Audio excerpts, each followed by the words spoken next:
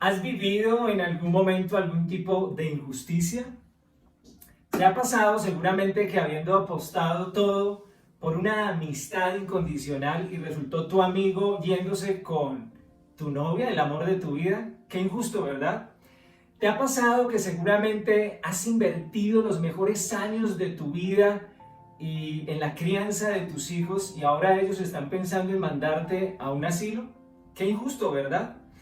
¿Te ha pasado que seguramente tomaste la decisión después de haber planeado por mucho tiempo, haber echado lápiz, números, cuentas y por fin decidiste hacer la inversión de tu vida? Lo invertiste todo, todos los recursos que tenías y llegó la pandemia. Qué injusto, ¿verdad? ¿Te ha pasado que habiendo entregado los mejores años de tu vida a tu matrimonio y ahora resulta que el otro personaje toma la decisión de irse con alguien más joven que tú? Injusto, ¿verdad?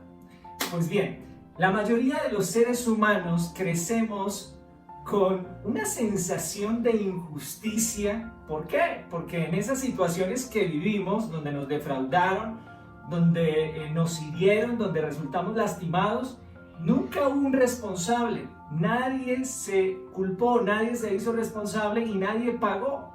Pues bien, vamos por la vida buscando entonces siempre un culpable y además de eso, alguien tiene que pagar. Quiero contarte en este precioso día una historia que me ha conmovido muchísimo. Es la historia de Cristian Fernández, un niño de tan solo 12 años que fue culpado por homicidio. El homicidio de su hermanito menor de 2 años. Cristian le confesó a su mamá que él había cometido este acto, que había golpeado a su hermano contra uno de los libreros de su habitación en repetidas ocasiones. Cuando la mamá llegó, encontró al bebé de 2 años ya agonizando. Intentó por el lapso de 2 horas salvarle la vida, pero todo esfuerzo fue inútil. Ella toma la decisión de llamar a la policía, pero cuando ella llama a la policía, lo que les comunica es que el niño había tenido un accidente, que se había caído de su camarote y el niño había muerto. Poco tiempo después, ella tuvo que confesar a las autoridades que efectivamente Cristian, su hijo de 12 años, había sido el culpable. Quisiera pedirte por un momento, a través de esta historia que, como te digo, cuando la escuché me conmovió muchísimo. Y quisiera pedirte que por un momento, por un instante, allí donde tú estás sentado, hagamos de esa silla la silla del juicio. Y esta silla la vamos a nombrar la silla de la condenación. Vamos a sentar por un momento, por un instante también aquí a Cristian, este niño de 12 años. ¿Cuáles serían los elementos de juicio para la vida de este niño? Seguramente en este momento no sea un peligro para los mayores de edad, pero sí lo es para los niños de su edad o menores que él. Es definitivo que sobre él tiene que caer el peso de la ley. De lo contrario, este niño crecerá y será un peligro tal vez para la sociedad. ¿Qué veredicto emites tú en esta silla de condenación hacia la vida de Cristian? ¿Es culpable o es inocente? ¿Cuál es tu veredicto? Recuerda que estás sentado en la silla del juicio. Quiero que tomes una decisión. ¿Cristian es culpable o es inocente? Muy bien.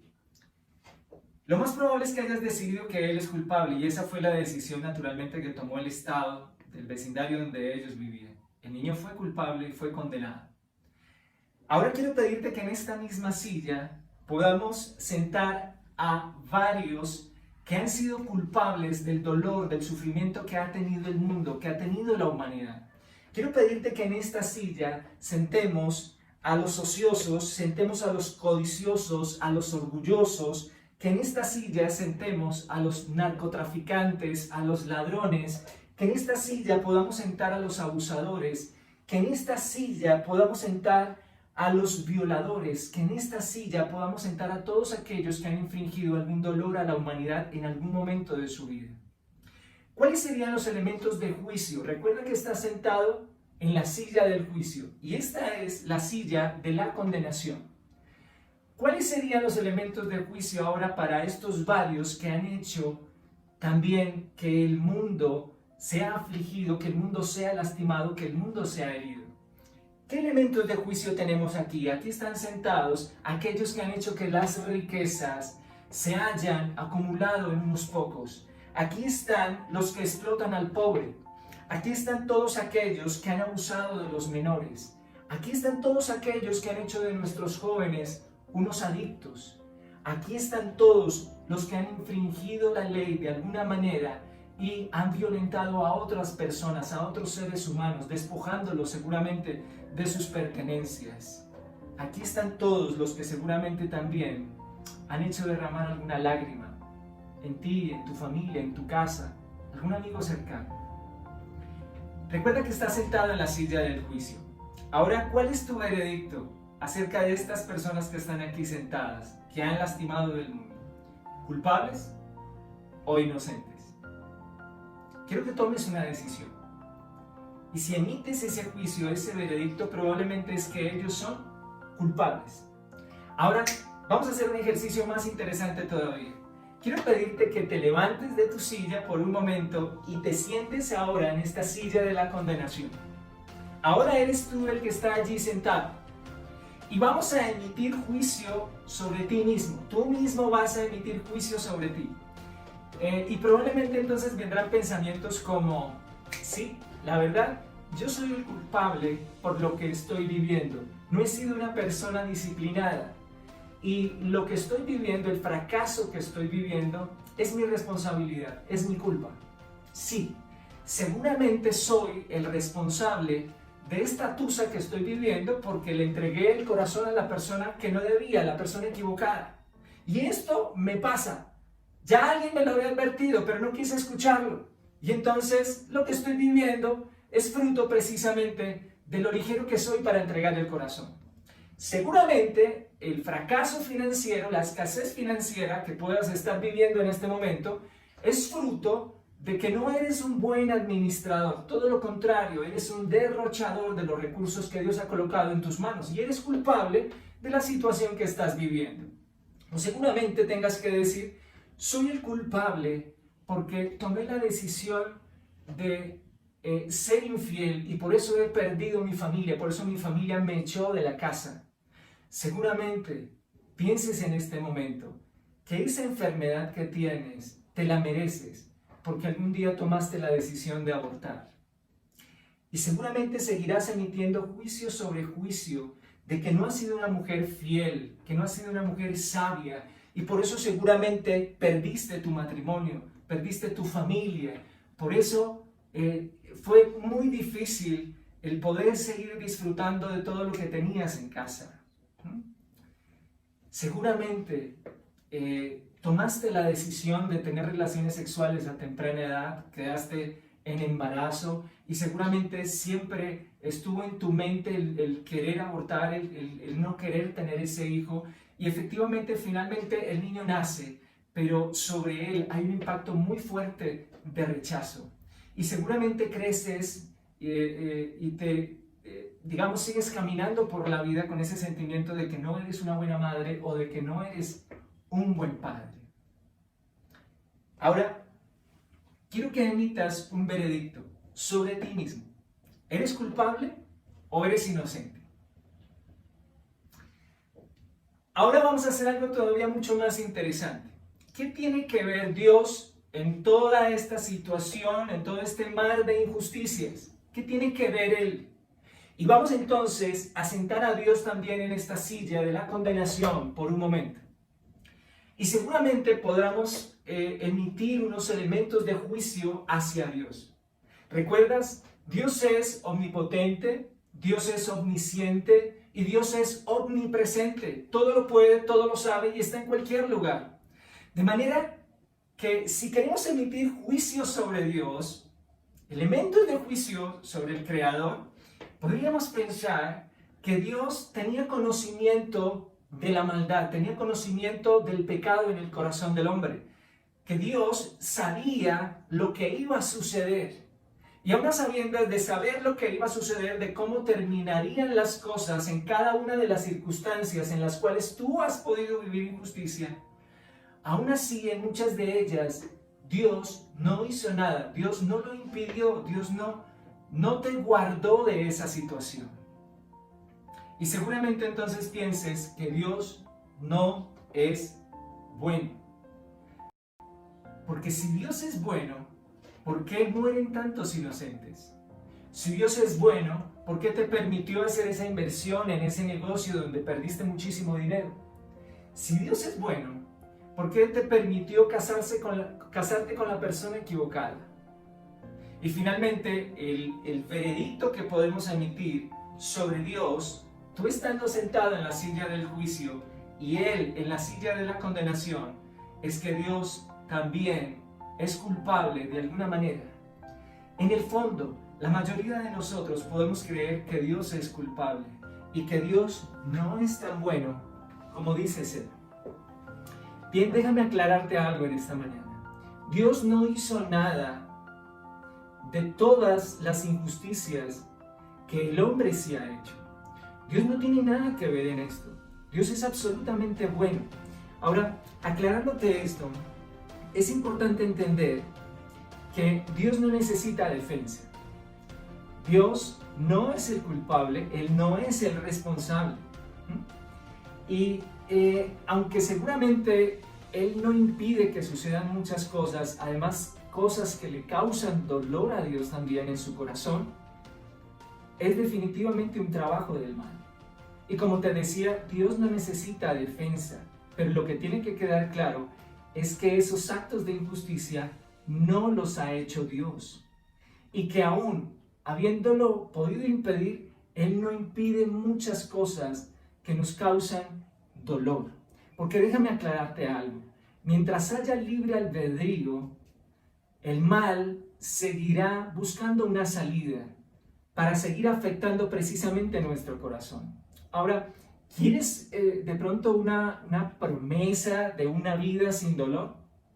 Querido amigo, eso no existe.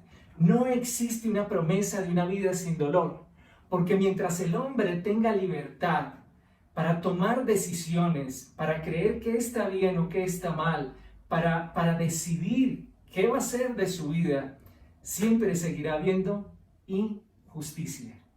Ahora bien, ¿qué hay detrás? Esa es la pregunta que quiero hacerte ahora.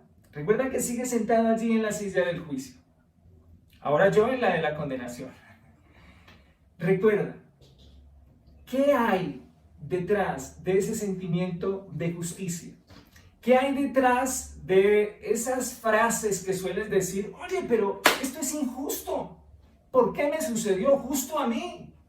No es posible, esto es injusto. ¿Qué hay detrás de esas frases de injusticia? ¿Qué hay detrás de ese sentimiento de siempre querer encontrar un culpable? De siempre querer que alguien pague por los daños hechos. ¿Qué hay detrás de ese sentimiento de condenación? Pues bien, déjame contarte lo que es la condenación. Es un sentimiento por algo que hemos hecho y ese sentimiento nos lleva a estar bajo juicio o bajo condenación o castigo. Trae tormento, trae amargura, seca por dentro nuestra alma, nos marchita y corta el fruto de manera que nosotros no podamos disfrutar de ella. Ese sentimiento de condenación además siempre nos va a llevar a juzgar a otros, a mirar siempre el error, la mancha del otro, a mirar todas sus falencias, sus debilidades y siempre levantar un dedo señalador, un dedo que acuse, un dedo que lastima, un dedo que nos hace sentir a veces superiores por encima de las demás personas.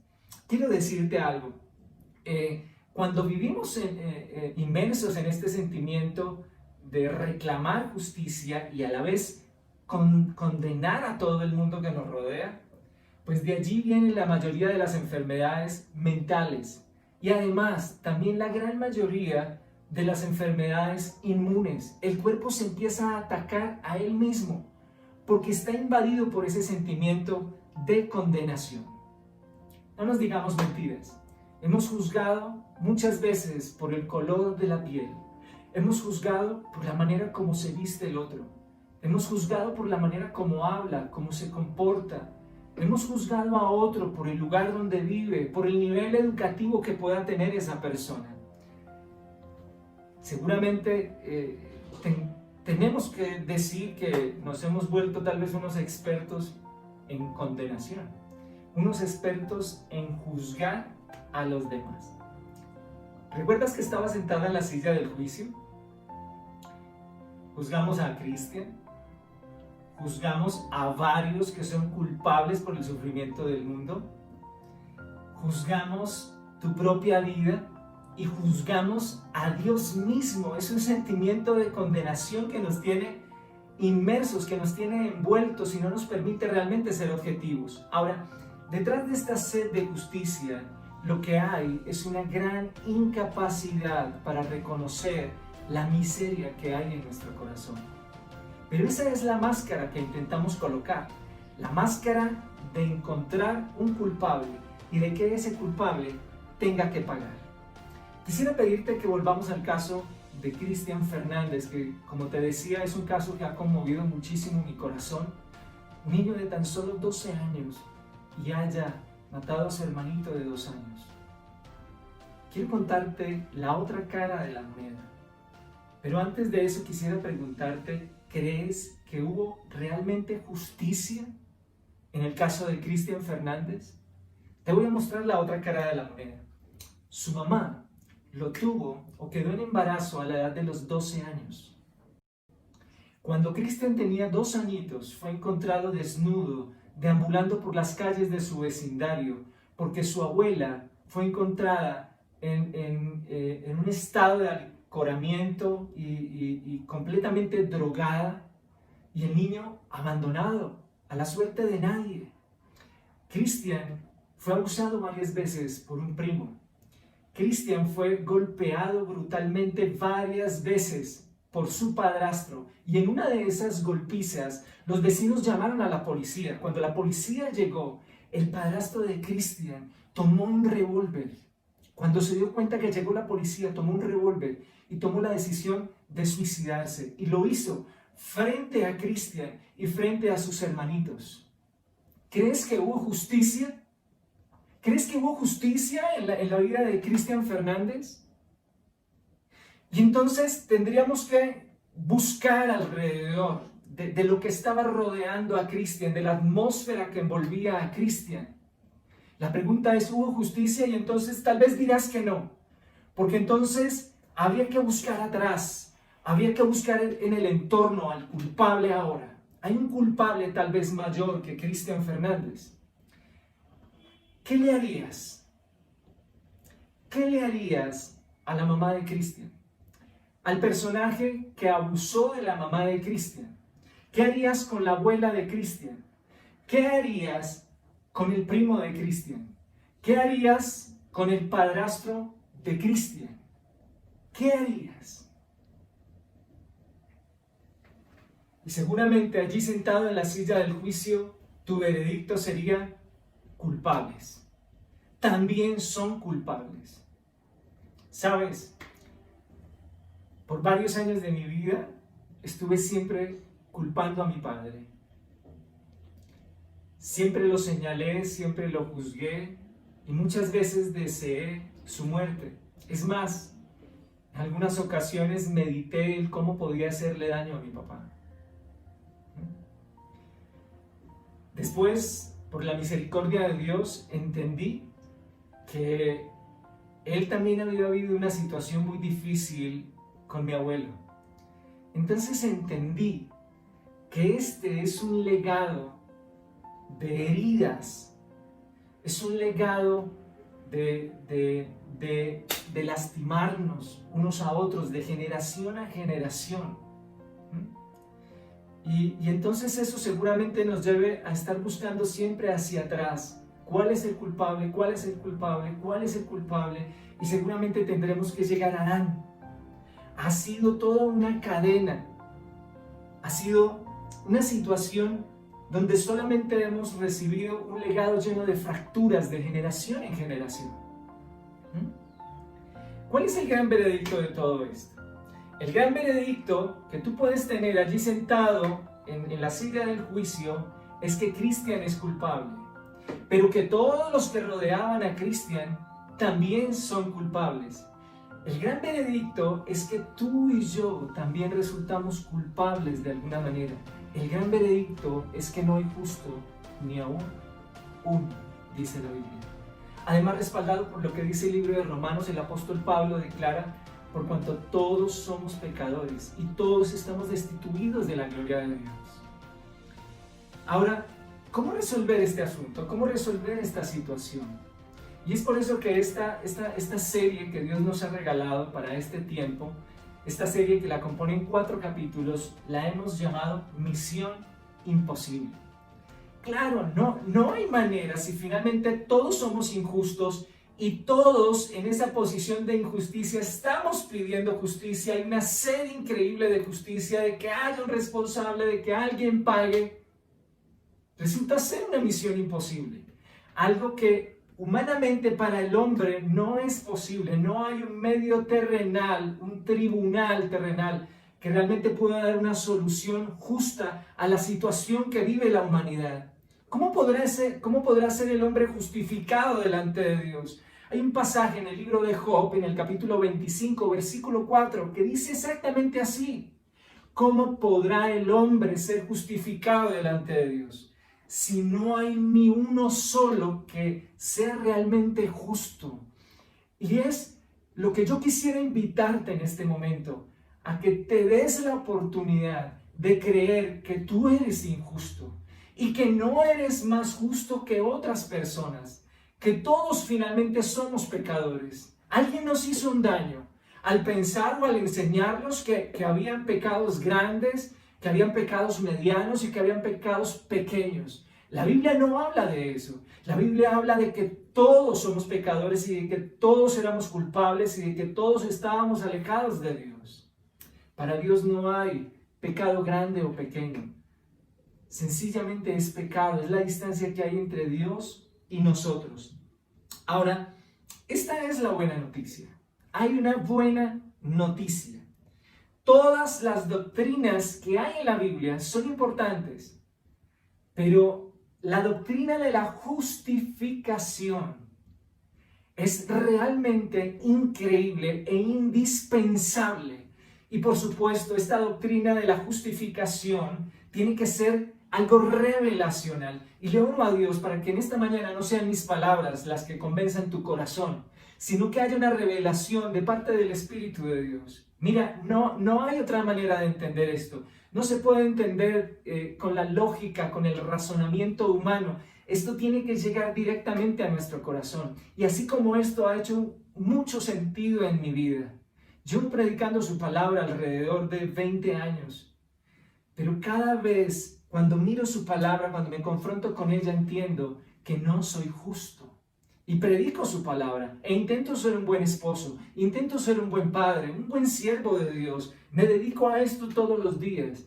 Y aún así reconozco cuando estoy delante de Él cuán injusto soy y que solamente si Él actúa en mi vida, esto podrá cambiar, mi realidad podrá cambiar a la verdad que Él tiene para mi vida. La doctrina de la justificación es algo que tiene que ser revelacional en cada uno de nosotros. Porque déjame decirte algo, si esto no es revelado en tu corazón, en tu alma, si no hay un reconocimiento de que tú tampoco eres justo, quiero decirte que nunca vas a disfrutar de la verdadera alegría, de la verdadera paz. ¿Por qué? Sin justicia, sin la justicia verdadera, nunca habrá paz. Para que disfrutemos de una tranquilidad, de un bienestar, para que podamos ir felices disfrutando el camino que Él nos ha regalado. Solo es posible cuando la doctrina de la justificación, esta herramienta, este regalo precioso que Dios nos ha dado de la justificación, se hace una verdad en nuestro corazón. Ahora, Dios es el autor de la justificación. ¿Y qué es la justificación? La justificación sería definida el acto por el cual Dios hace completamente justo al culpable. Es el acto legal, el término legal por el cual Dios cambia la posición del culpable y lo coloca en la posición de alguien completamente inocente. Y ojo, Dios, como juez completamente justo, tiene que emitir un juicio. Pero ojo, ese juicio es hacia lo que Él más ama, en este caso tu vida, mi vida, la vida de todas las personas. Lo que Dios más ama es tu vida, es mi vida. Y aunque seamos injustos, a través de la doctrina de la justificación, Él quiere cambiar esa posición.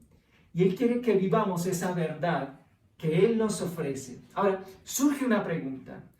¿Cómo puede Dios justificar al pecador que es culpable y al mismo tiempo seguir siendo justo? Que Dios siga siendo justo porque tiene que hacer que la ley se cumpla y tiene que haber un culpable y este culpable tiene que pagar.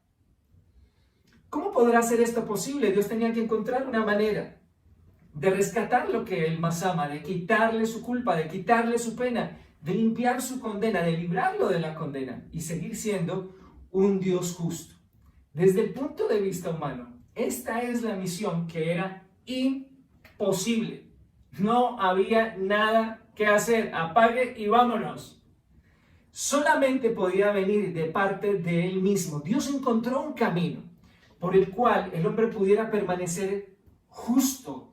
Y Él también, como juez. ¿Cómo lo hizo?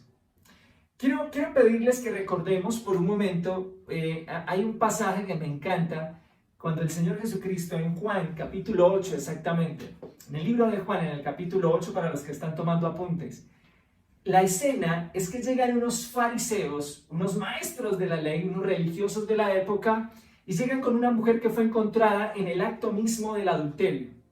Y entonces ellos le dicen a Jesús, esta mujer fue encontrada en adulterio. La ley de Moisés dice que esta mujer debe morir apedreada. Ese era el juicio, la condenación. Alguien tiene que pagar por este error, por este pecado. Lo increíble es que estos hombres cometieron un error dentro de todo lo que habían planeado. Y es que se atrevieron a preguntarle a Dios mismo, a Jesús. Le preguntaron, ¿qué nos dices tú? ¿Qué tienes tú para decir? Creyeron que lo habían puesto entre la espada y la pared. Y la respuesta del Señor fue, quien esté libre de pecado, sea el primero en lanzar la primera piedra, sea el primero en emitir juicio, sea el primero en emitir condenación sobre esta que ustedes están viendo que no ha actuado justamente. El Señor guarda silencio. La Escritura registra que Él se agacha a escribir en tierra. La escena, y me gusta pensar lo siguiente, es que cuando el Señor les dice esto a los fariseos, el Señor se pone delante de ella. La mujer tal vez queda atrás. Porque qué fácil sería decir, oye, qué fácil sería decir, el que esté libre de pecado lance la primera piedra y estar seguramente detrás de la mujer. No, el Señor tuvo que haberse puesto delante de ella y decirle a ellos, el que esté libre de pecado, lance la primera piedra. Porque lo demostró en la cruz. Porque ese es el Señor. Porque vino a poner su vida en el lugar nuestro. Ahora, lo interesante de esta escena es que nadie quedó en ese lugar. Registra la Escritura que empezaron a irse desde los más viejos, que seguramente tenían mayor autoridad religiosa, mayor conocimiento de las Escrituras, pero estos curiosamente fueron los que primero se fueron. Y después los más jóvenes. Pero nadie quedó. Él le pregunta a la mujer, mujer, ¿dónde están los que te condenaban? ¿Dónde están los que emitían juicio? ¿Dónde están los que se sentaban en esa silla del juicio? ¿Dónde están los que reclamaban justicia? ¿Dónde están? Y la mujer responde, ninguno quedó, Señor. Y ahora él, wow, esto me encanta. Ahora él le dice a la mujer, seguramente mirándola con un amor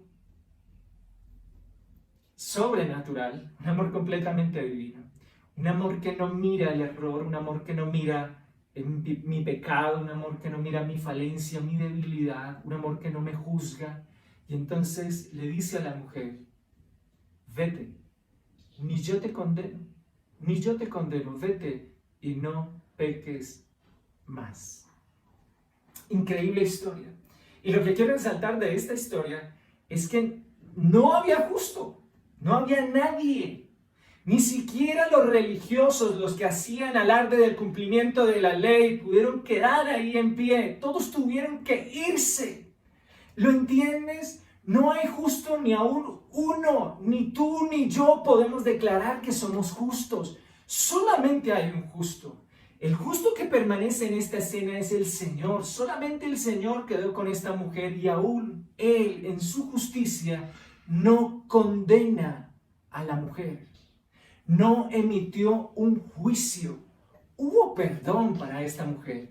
Ahora, yo te invito a que por un momento ocupemos el lugar de Dios. Ocupemos la posición de Dios. Y te invito a hacer el siguiente ejercicio. No sé si tengas hijos o no, pero te voy a pedir que por un momento pienses que tienes 2 hijos. Estos 2 hijos tienen que ser puestos en juicio. Uno de ellos se tiene que salvar y otro se tiene que condenar. Porque ¿qué es lo que le pedimos a Dios cuando nosotros estamos emitiendo un juicio? Que ese sea condenado, que ese pague, que ese sea culpable y que pague la condena. Y yo me estoy haciendo justo, como quien dice, yo seré salvo y el otro se irá para el infierno. Quiero que ocupando la posición de Dios por unos instantes, por un momento, teniendo 2 hijos tuyos, sabiendo que los 2 son pecadores, que los 2 son culpables, que los 2 han cometido errores, que los 2 son injustos, quiero que tomes una decisión. Quiero que nuevamente hagas el ejercicio de emitir un veredicto. ¿Cuál de ellos 2 es culpable? ¿Cuál de ellos 2 debe irse para el infierno y cuál debe irse para el cielo? ¿Cuál debe salvarse y cuál debe ser condenado? Quiero que tomes una decisión. ¿Cuál es tu veredicto? ¿A cuál de los 2 escoges? Difícil, ¿verdad? Difícil. En esto,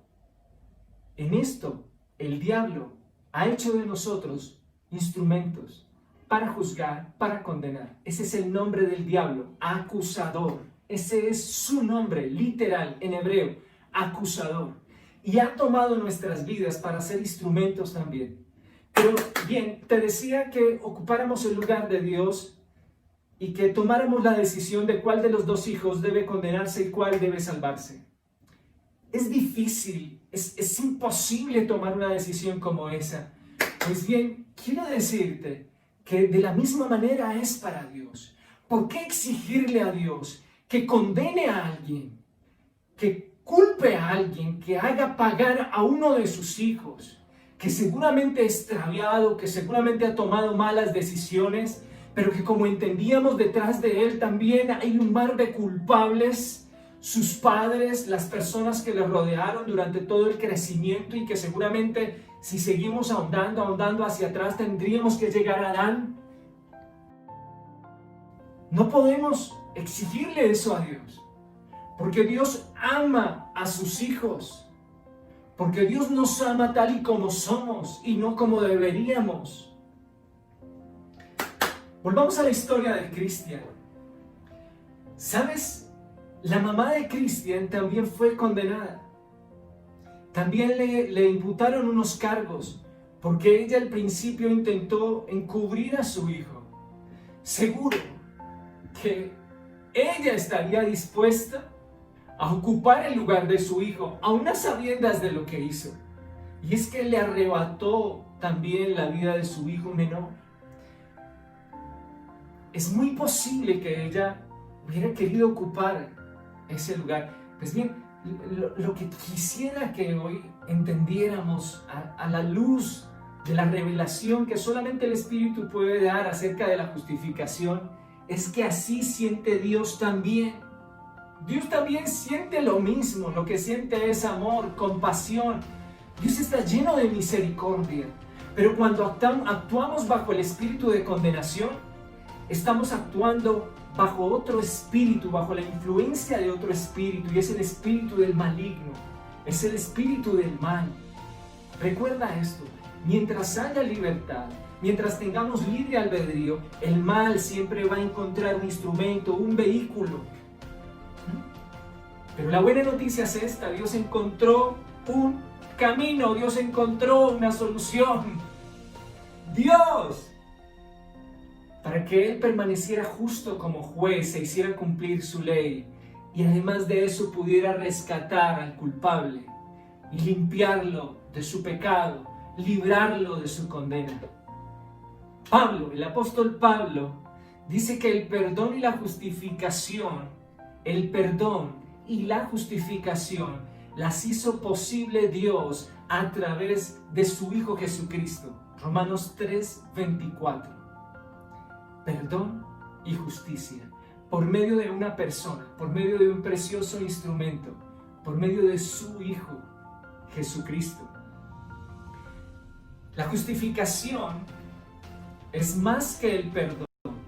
La justificación está por encima del perdón. ¿Sabes por qué? Porque finalmente tú y yo, humanamente y movidos por el Espíritu, podemos seguramente perdonar a alguien. Seguro, lo podemos hacer, es posible. Veía otro documental donde un padre fue capaz de perdonar al que había matado a su hijo, al hombre que había matado a su hijo, y fue capaz de abrazarlo. Esta escena también me conmovió muchísimo. El perdón es posible, pero la justificación está por encima del perdón. Y sabes, tú y yo podemos perdonar, pero tú y yo nunca. Es una misión imposible. Podríamos justificar a alguien. Es imposible para nosotros, porque la palabra justificación quiere decir que el condenado, el culpable, ya no será más culpable. Se le quitará, se le borrará completamente su culpa y que otro pueda ocupar el lugar de él. Vamos a decirlo de otra manera. Lo que hace Dios en esa solución que encontró, esa solución que halló para que el justo fuera justificado y él como juez siguiera siendo justo y hacer cumplir su ley, es que Dios se dio a sí mismo. Y seguramente ese era el sentimiento de aquella mujer, que ella prefería estar en el lugar de su hijo.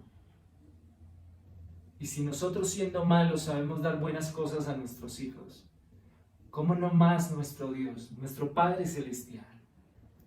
Dios se dio a sí mismo. Cristo pagó el precio. Cristo ocupó el lugar que nosotros debíamos haber ocupado. Cristo asumió ese lugar. Cristo asumió la condenación, la pena de muerte. Y quiero aclararte algo. Mi esposa, que es abogada, me ha enseñado esto. La justicia solo puede ser completa de dos maneras. En primer lugar, cuando se halla efectivamente un culpable y este culpable paga la condena. Cuando alguien es condenado y se hace efectiva la condena en él. Ahora, en segundo lugar, la justicia es completa cuando hay restitución, cuando se le devuelve a la persona lo que se le arrebató, cuando se le da a la víctima todo aquello que se le usurpó, todo aquello que se le quitó violentamente, todo aquello de lo cual fue despojado. Y esas dos características de la justicia completa y perfecta se cumplieron en Cristo. Cristo ocupó el lugar del condenado, lugar que nos pertenecía a ti y a mí. Pero no contento solamente con eso, no descansó y no fue suficiente para él solamente ocupar el lugar que nos correspondía, sino que además de eso sanó, restauró por completo. Por las llagas de Cristo, por sus heridas, por su sangre, la sangre de su frente, el que sus manos hubieran sido perforadas, sus pies horadados, la lanza en su costado, los latigazos en su espalda. Por esa bendita llaga, toda herida que haya sido hecha injustamente hacia ti por algún abuso, por alguna situación que hayas vivido, fue completamente sanada. fue completamente restaurada por la acción de su sangre. Ahora, la cosa no termina allí. Él restaura todo lo que se te quitó. Él trae retribución y va más allá. Más allá, te da 10 veces más de lo que tenías. Porque en Cristo hay perfección de esa restitución. ¿Entiendes? Este plan perfecto de la justificación de Dios fue todo un éxito. Cristo lo hizo todo por nosotros que éramos los culpables, los condenados, ocupando ese lugar donde definitivamente nos restituyó completamente para salvación. Ahora, me encanta, hay un pasaje, y si no has anotado los anteriores, quisiera pedirte que por favor lo anotes. Hebreos capítulo 8, versículo 12, es una joya de la corona, es un versículo espectacular, espectacular. Porque seré propicio a tus injusticias y nunca más me acordaré de tus pecados y de tus iniquidades. ¡Wow! Porque seré propicio a tus iniquidades y nunca más me acordaré de tus pecados y de tus transgresiones. Nunca más. Cuando la Biblia dice nunca, es nunca. Dios puede hacerlo. Dios puede tomar la decisión de no acordarse de algo. Pues es Dios todopoderoso, es Dios el creador, es el dueño del tiempo. El tiempo se le sujeta a Dios, de manera que Él puede tomar la decisión de no acordarse más. Y si Él, siendo el juez, siendo el justo, no se acuerda más de la injusticia, del pecado, de la maldad, ¿por qué nosotros? Ahora, si tú fuiste abusado, yo te invito hoy a mirar a la cruz, a mirar esa perfecta y bendita obra de justificación. Sé que en ti seguramente hay muchas marcas de dolor por el abuso que sufriste. Sé que seguramente tú que fuiste abandonado y que fuiste castigado por tu padre.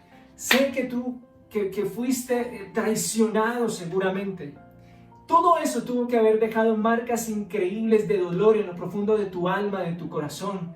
Pero la buena noticia es esta. El camino que Dios encontró fue darse a sí mismo a través de la vida de su Hijo Jesucristo, en esta perfecta, en este maravilloso regalo de la justificación. Te justificó. Él asumió la responsabilidad. Él fue el condenado. Él pagó el precio. Y no contento con eso, sanó, restauró tu alma. Estás llamado a disfrutar de esa preciosa sanidad que solamente Él te puede dar. Él restauró cada una de las heridas de tu alma. Y ahora te ha querido restituir. Hoy te invito a que si eso es lo que ha pasado contigo, si hay sentimientos de injusticia, el ejercicio práctico es este. Esto es lo que tienes que hacer. Mirar esa bendita cruz. Puestos los ojos en Jesús. Si tú miras esa cruz, en esa cruz vas a ver las llagas de Cristo. Y por esas llagas tú fuiste sano. Por esas llagas tú fuiste restaurado. Por esas llagas tú fuiste hecho nuevo completamente. Y en esa bendita cruz, si sientes que alguien te despojó de algo, que te quitaron violentamente algo, en esa bendita cruz hay restitución para ti. ¿Sabes? Si tú experimentaste abandono y por X o Y razones nunca disfrutaste de un padre y eso te pareció injusto, seguramente ver a otros niños disfrutando de su padre, de una excelente paternidad, pero no fue tu caso. ¿Sabes? En la obra de justificación, en ese regalo precioso, Jesús ahora te entrega al mejor de los padres. ¿Sabes por qué? Porque la obra de justificación te pone en paz con Dios mismo. Porque la obra de justificación te reconcilia con Dios. Porque la obra de justificación hace que tú te avalanches ahora a los brazos de un maravilloso Padre que te ama incondicionalmente. Te ama tal y como eres y no como deberías ser. Esta es la joya de la corona. Hebreos 8:12. porque seré propicio a tus injusticias y nunca más me acordaré de tus pecados y de tus iniquidades. La pizarra de nuestros pecados fue completamente limpiada por Dios. Ya Él no está bravo contigo. Ahora fuimos reconciliados con Él por medio precisamente de ese sacrificio de su Hijo. Fuimos aprobados. Cristo pasó el examen por ti y por mí. Ahora hay esperanza para nuestro futuro. Por eso estoy convencido que cuando tú miras a la cruz, y renuncias a seguirte condenando y condenando al mundo, cuando eso haces, mirando a la cruz, estoy convencido de algo y te pido que abraces este mensaje. Lo mejor para ti y lo mejor para tu casa, para tu familia y lo mejor para el mundo está por venir. Esta es la estrategia de Dios para que tú y yo florezcamos. Y una vez florezcamos, vamos a hacer florecer el mundo. ¿Qué estás esperando? ¿Qué estás esperando para destapar este precioso regalo de la justificación? ¿Qué estás esperando para disfrutar de este maravilloso camino que Dios nos ha entregado? Familia, querida iglesia, era una misión imposible, pero por Cristo ha sido posible para cada uno de nosotros.